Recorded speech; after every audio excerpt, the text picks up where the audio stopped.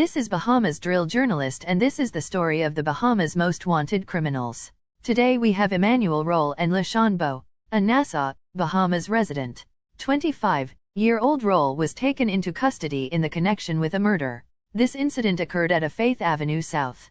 At a popular nightclub on Sunday, January 25, 2015. Around 12 noon a team of officers from the Central Detective Unit acting on intelligence went to Kim's Crescent, where they then arrested the suspect in connection with the early morning murder.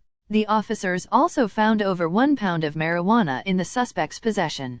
We can confirm that at the time of this incident the suspect was on bail for armed robbery and a murder that took place prior to this incident. Police issued a wanted bulletin asking for the public's help in locating 2 men wanted in connection with a murder at a nightclub.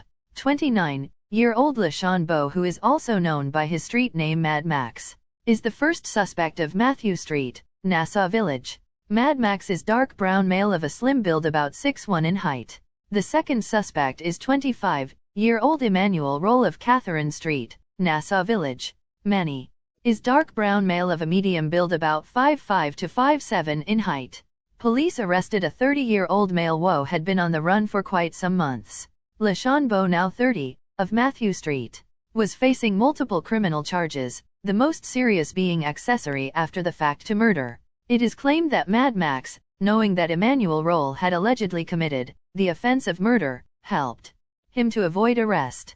Manny, age 25, was arraigned 5 days after the Dorset slaying at the G-Spot nightclub at Faith Avenue North. According to our sources, at the time of the shooting, a gunman shot out the front door of the nightclub. This gunman entered in search of another man, but he then suddenly began firing indiscriminately into the crowded bar as patrons scrambled to escape. The Taylor Street resident was charged with murder, which does not attract the discretionary death penalty if a jury finds him guilty. Manny was further charged with causing public terror and 2 counts of attempted murder, as it is claimed he discharged a firearm with intent to cause public terror to Tamco Colby and Victorine Burrows, whom he allegedly tried to kill. The same charges and particulars were laid against Madmax. Emmanuel Rolle was also charged with 2 counts of possession of a firearm with intent to endanger life, as it is claimed that Manny shot at 2 police officers on August 13 that year during their attempt to arrest him. He was not required to enter a plea to any of the charges, and returns to Magistrates Court on October 15, where the matter will be fast-tracked to Supreme Court. He was remanded to the Department of Correctional Services. Attorney Nathan Smith appeared for Bowe, who was also referenced to prison. Now let's fast forward you guys to the death of Madmax.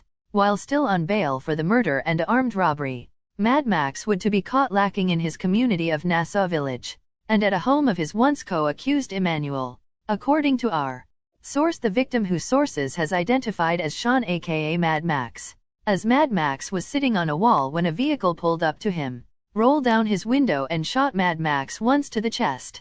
The victim fell over the wall as the shooter got out of the vehicle, and shot him 7 more times as he laid on the ground. He was pronounced dead on the scene by EMS personnel. Condolences to the family and friends of the victim, and may he rest in peace. More in Part 2.